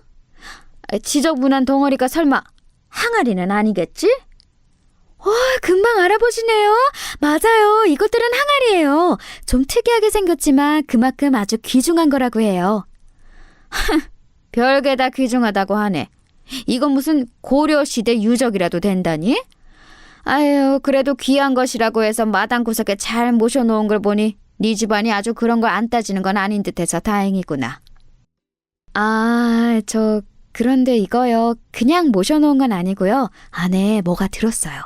저희 친정엄마께서 직접 장을 담그신 것도 있고 솜씨 좋으신 이웃분께서 담그신 걸 얻어다가 보관해 놓은 것도 있어요. 그래서 요리하실 때 어떤 음식이든 꼭 여기 항아리 앞에 오셔서 맛나게 익은 장을 퍼가신답니다. 이상한 일이었어요. 드라마 같은 것에서 보면 여자 주인공이 해맑게 이런 소리를 하면 상대가 무조건 흐뭇한 미소를 지어주는데 그러면서 여자 주인공에게 마음을 슬쩍 열어버리던데 그건 허구여서 그랬던 걸까요? 저는 그 이전보다 훨씬 싸늘하게 식은 시어머니의 눈초리를 받고서 조용히 고개를 떨고야 했습니다. 사진들을 착소리가 나게 시댁의 테이블 위로 던지신 시어머니께서 그러셨어요. 소위 손맛이라고 하는 시골 음식들을 안 좋아하신다고요. 이렇게 장 담가서 요리하는 것 또한 비위생적이기 짝이 없다고 하셨습니다. 이러다가 제가 남편이 밥상에 비위생적인 시골 음식을 올린다고 트집까지 잡으실까 봐서 저는 얼른 자리를 떠버렸어요. 시어머니의 발언이 너무 저에게 상처를 주는 것이었다는 걸 깨달은 건 집에 온 이후였네요. 왠지 기분이 가라앉아서 그다음부터는 시어머니께 저도 굳이 용을 써가면서 활발한 척을 하지 않았습니다. 떡줄 사람은 생각도 안 하는데 저 혼자 헛짓거리를 한 것 같아서였죠. 그러던 어느 날 친정엄마와 통화를 하고 있었는데요. 제 남동생이 그때는 아직 제 올케하고 결혼을 하기 전이었는데 마침 저희 친정 부모님 댁으로 찾아가 인사를 드린 시기였습니다. 시골 동네 근처로 드라이브도 할 겸 데이트를 나왔다가 친정 부모님 댁에 겸사겸사 들리게 됐다고 남동생과 올케가 그때 그런 핑계를 댔었다네요. 그러면서 은근히 친정 부모님께 올케가 눈도장을 찍고 인사를 드렸던 거예요. 참고로 올케는 충청도와 아주 가까운 경기도 남부에서 태어나 평생을 살아온 그쪽 토박이었습니다. 한적한 지역에서 살아온 사람이라 그런가 사람이 아주 유순하고 융통성 있고 약간의 넉살도 있고 좀 그런 편이었어요. 친정 부모님은 남동생과 올케에게 당연히 왔는데 그냥 갈 수는 없다면서 밥이라도 한술 뜨고 가라며 얼른 집에 있던 반찬하고 밥상을 차려주셨는데요. 올케가 이때 밥을 정말 맛있게 잘 먹었었나 봐요. 시골에서 직접 길러서 만든 반찬은 돈 주고 못 사 먹는다는 말을 하면서 밥을 잘 먹었는데 그 모습을 보면서 친정엄마께서는 가슴 뭉클하셨다고 합니다. 보면서 우리 딸도 밥을 이렇게 잘 먹는데 야무지게 밥 먹는 모습 보고 싶어서라도 우리 딸을 얼른 봤으면 싶네 이런 생각이 들더라. 그리고 우리 사위한테 내가 그동안 제대로 밥 한번 차려내오지 못한 것 같아서 얼마나 속으로 민망스럽던지. 아침부터 밤까지 할 일 많은 시골 사람이라는 핑계를 대고 내가 그간 소홀하고 게을렀었던 것 같아서 나 은근히 반성이 들었어. 에이, 엄마, 뭔 또 그런 소리를 하고 그러세요. 아니에요. 엄마는 절대로 소홀하신 적도 게으르셨던 적도 없어요. 동네 사람 아무나 자꾸 물어보세요. 엄마만큼 하나부터 열까지 안 놓치고 다 챙기는 사람이 또 있는지. 하여간 우리 딸, 지 엄마 의기소침하기라도 할까 봐서 득달같이 편을 들어주네. 고마워. 저기 그런데 있잖아. 너는 워낙 손끝이 야무지고 네 동생 끼니를 하도 잘 챙겨온 애라서 내가 네 남편 밥 먹는 것도 알아서 잘 살펴볼 애인데 우리 사돈 부분께서는 그러고 사실까 싶어서 내가 궁금하고 염려가 되더라. 엄마, 요새는 마트에서 반찬도 잘 나오잖아요. 어머님, 아버님은 내가 보니까 주로 그런 걸 잘 사다 드시고 또 좋아하시는 것 같더라고요.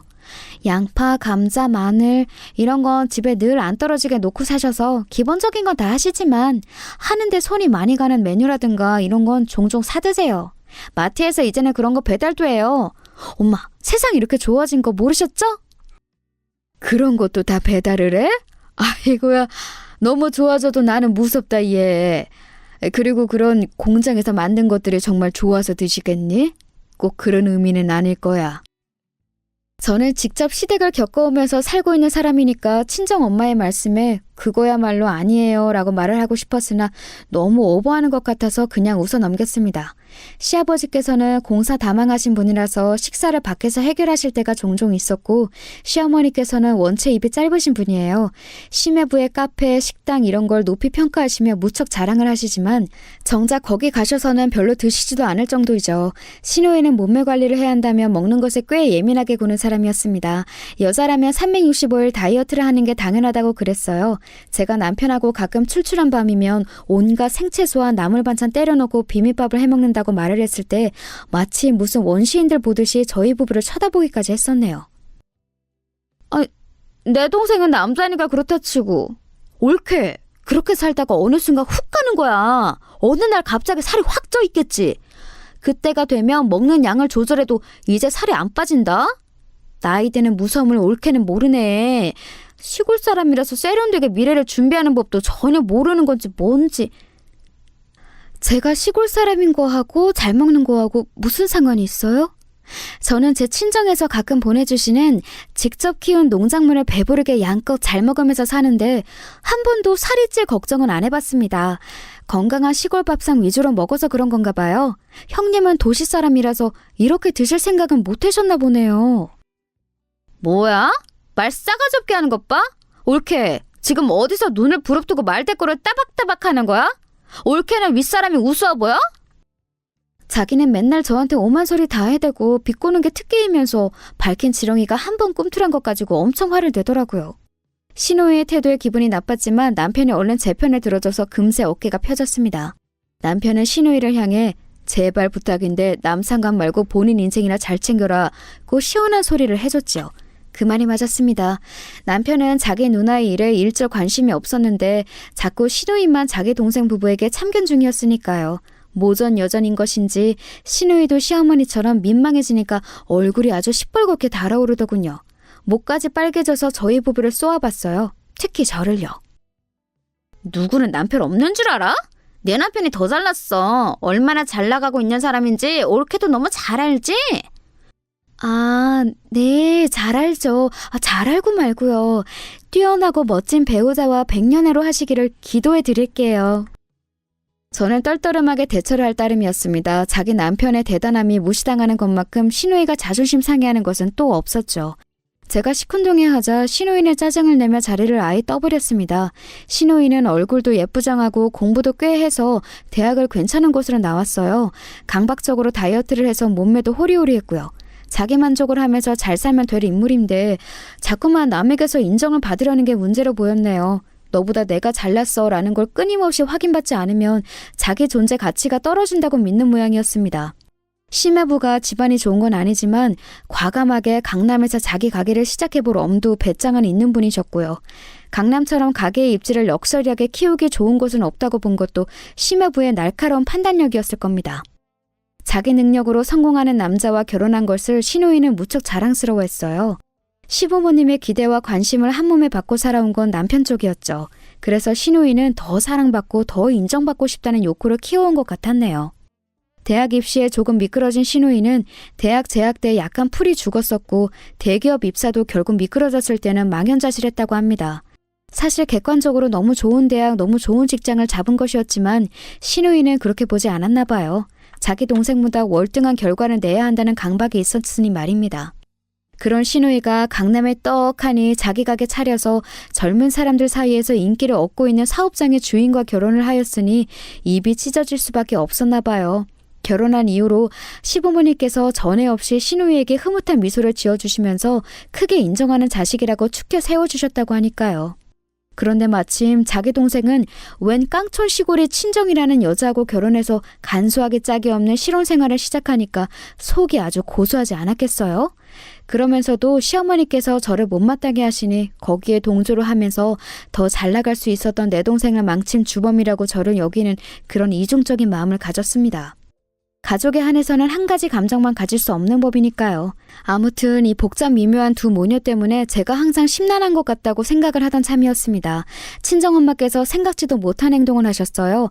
결혼하고 직후였던가 아니면 직전이었던가 그때 시댁에 대해 친정 부모님께서 한창 물어보실 때였는데 그러면서 제가 시댁의 집 주소도 알려드린 적이 있었나 봐요.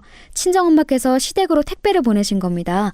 직접 정성껏 조금씩 기른 것들로 반찬을 만드셔서 말입니다. 택배를 붙이고 나서 친정엄마께서는 시어머니께 별것 아니지만 솜씨 좀 발휘해봤다. 부담 없이 맛보아 주시라. 간략하게 전화를 드렸다고 합니다. 그랬더니 시어머니께서 아, 예 하고 마시더래요. 갑자기 의욕에 불타셔서 행동에 옮기시기는 했으나 막상 미적지근한 시어머니의 반응을 접하자 그제서야 친정엄마께서는 멋쩍어지셨나 봐요. 괜한 일을 벌인 건가 싶어서 민망해지셨고 일단 저에게도 알려놔야 할 것 같아서 전화를 주었다고 하셨습니다. 여기까지 듣고 나니까 저는 왠지 좌불안석이 되고 말았죠. 그런 건 네 동생이 만나고 있는 참한 아가씨 말 맞다나 돈 주고도 못 사먹는 거니까 사부인께서 어련히 잘 꺼내 드시겠지? 네 생각은 어때?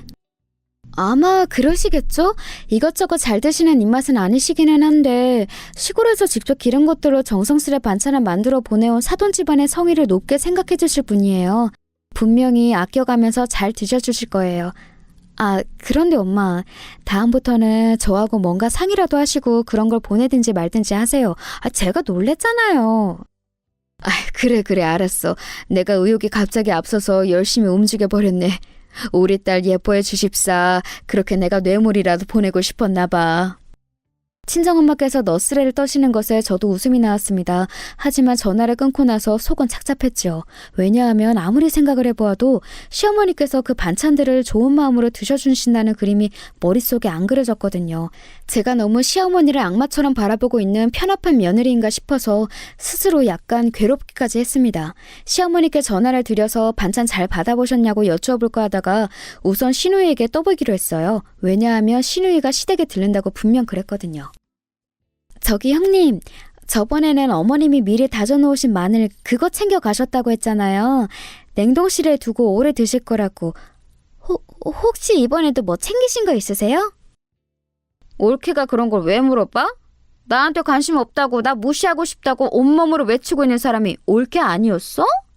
내 남편이 너무 잘났으니까 내가 부럽고 질투가 나는 걸 일부러 감추려고 그렇게 구는 사람이 올케잖아. 네, 알겠습니다. 다른 걸 여쭤보려고 전화드린 건데 지금은 어렵겠네요. 그런데 시누이가 웬 헛소리만 하는 바람에 소득 없이 전화를 끊을 수밖에 없었죠. 알아가면 알아갈수록 특이한 사람의 시누이 같았어요. 그런 정신 상태는 도저히 종잡을 수가 없었죠. 고민하던 저는 장바구니를 챙겨서 이튿날 시댁으로 향했어요. 친정엄마의 반찬을 워낙 좋아하는 저라서 혹시 받으신 양이 많으면 좀 덜어가려고 한다는 말씀을 드리면 완벽할 것 같았습니다. 실제로 그렇게 챙길 작정이기도 했고요. 모르긴 몰라도 입 짧으신 시어머니께서 감당하시기는 어려울 양일 게 분명했어요. 그런 생각으로 도착한 시댁에서 저는 미심쩍은 정황을 포착하고 말았습니다. 시어머니께서는 지인분과 한창 통화 중이셔서 제가 들어서자 눈인사만 보내오셨고요. 그래서 저는 슬그머니 부엌으로 가서 친정엄마의 반찬을 확인했습니다. 그런데 없는 거예요. 아무리 살펴봐도 친정엄마께서 보내셨다는 그것들이 보이지 않았습니다. 시원한 날씨임에도 얼음팩을 2중 3중으로 싸서 보내셨다고 했으니 분명히 냉장 보관이 되어 있어야 할 반찬들이었거든요. 고개를 갸웃거리던 저는 내다 놓으려고 입구를 꽉 묶어 놓은 쓰레기 봉투에서 시선이 멈추었습니다. 반투명해서 안이 비치는 쓰레기 봉투에서 보이는 것은 친정엄마께서 사용하셨을 법한 보자기였습니다. 저는 홀린 듯이 쓰레기 봉투를 열어 그것을 확인하고 말았어요. 그리고 참담해졌죠. 마침 통화를 끝낸 시어머니께서 저를 찾아 이쪽으로 오셨다가 화들짝 놀라셨습니다. 너는 그걸 왜 찾아보고 그래? 별로 달갑지도 않은 걸 네 엄마가 멋대로 보내오니까 나는 별 수 없었어. 사돈인데 네 엄마라뇨? 대체 왜 별 수가 없으셨어요? 안 되실 거면 저에게 주신다는 선택지도 있으셨잖아요. 너한테 주면 우리 아들 입에도 그게 들어갈까 봐서 그랬다. 왜? 하여간에 괜히 시골 것하고 엮여서 내가 별거를 다 보겠네. 아유 귀찮아. 아유 정신없어. 시어머니께서 그렇게 외치시며 안방으로 들어가 버리셨어요. 저는 고스란히 쓰레기로 버려진 친정엄마의 반찬들을 보고 눈물을 흘렸습니다. 속상하다는 말로는 표현이 부족했어요. 버려진 그거 다 챙겨서 제가 집으로 가서 온 다음에 직접 버렸어요. 그래야 할 것 같았습니다. 제가 울적해 있으니까 남편이 눈치를 보면서 무슨 일이냐고 물었는데 대답하기도 싫었어요. 생각의 정리도 좀 필요했고요. 그런데 이튿날 친정엄마께 연락이 왔습니다. 알고 보니까 남편이 친정엄마께 여느 때처럼 안부 전화를 드리다가 제 얘기를 한 거예요. 표정이 너무 안 좋고 정황상 자기 집에 갔다 온 것 같고 웬 음식물 쓰레기 같은 걸 한 움큼 버리고 오더니 한숨을 쉬고 이런 식으로 남편이 다 떠들어 버렸는데 친정엄마께서는 단박에 감을 잡으신 겁니다. 무슨 일이 있었던 건지 말이에요. 택배 새로 보냈다. 아무래도 양이 사돈 내외 두 분이 드시기에는 많은 것 같으니까 네가 들러서 좀 받아가든지 그렇게 해. 제가 그 소리를 듣고 얼마나 놀랐던지 몰라요. 아니 대체 왜 또 이를 버리신 건지. 우체국 당일 택배라서 저녁에 시댁으로 도착한다는 건 알고 저는 퇴근을 시댁으로 했습니다. 친정엄마의 반찬을 챙기려는 마음도 있었고 단판을 지으려는 심산도 있었어요. 무례를 제대로 따질 작정이었죠. 시댁에 가니까 마침 시누이도 와 있더라고요. 그런데 시어머니와 시누이 둘 다 넋이나간 얼굴로 부엌 식탁을 둘러싸고 서 있었습니다. 식탁에 친정엄마께서 보내신 택배가 풀어져 있는 것을 보고 제가 얼른 놀라서 다가갔죠. 시누이가 저를 먼저 발견했어요. 올케? 마침 잘 왔어. 설명 좀 해줘. 이게 어떻게 된 일이야? 시골 택배가 왔길래 피식 웃으면서 열어봤다가 이상한 걸 발견했어. 사부인이 뭔가 이상한 걸 보내셨는데 네가 설명해줬으면 싶구나. 이게 대체 뭐니? 아니 왜 우리 사위가 장사하고 있는 강남의 그 건물의 기념수건이 보자기 대신에 들어있는 거야? 동봉되어 있는 이 서류는 뭐고? 사부인께서 그 건물의 소유지라고 되어 있는데 아니지? 이거 농간이지? 시어머니께서 거의 숨이 넘어가시려고 했습니다. 저는 그 순간 친정엄마께서 왜 택배를 다시 보내셨는지 알아차렸고 저도 모르게 씩 웃고 말았네요. 그러자 두 모녀의 안색이 이제는 아예 창백해졌습니다.